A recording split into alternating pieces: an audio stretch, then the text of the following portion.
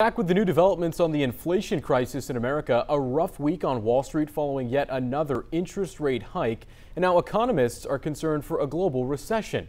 ABC's Deirdre Bolton has the details.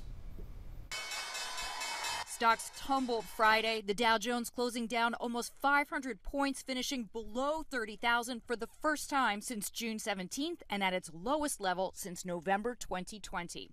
S&P 500 shedding more than 4.5% and the Nasdaq down more than 5%.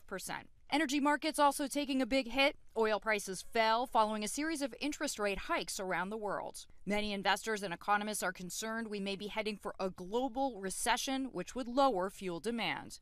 U.S. crude closing below $80 a barrel, its lowest level since January of this year. The market turmoil comes as the Federal Reserve continues its efforts to curb inflation, raising its benchmark interest rate 0.75% earlier this week. We have got to get inflation behind us.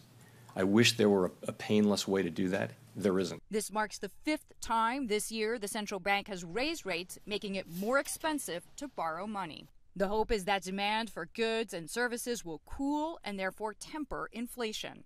Americans paid 8.3% more for goods in August compared to a year ago. Rising interest rates are bad news for home buyers. The rate on a 30-year mortgage now double what it was in January, now above 6%. The housing market doesn't do well in a rising interest rate environment. And that's because consumers are relying on mortgages in order to become a homeowner. And what we've seen since the start of this year is that millions of Americans have now been priced out of homeownership. Also affecting consumers, the average interest on credit card rates now stands at about 18%. Deirdre Bolton, ABC News, New York.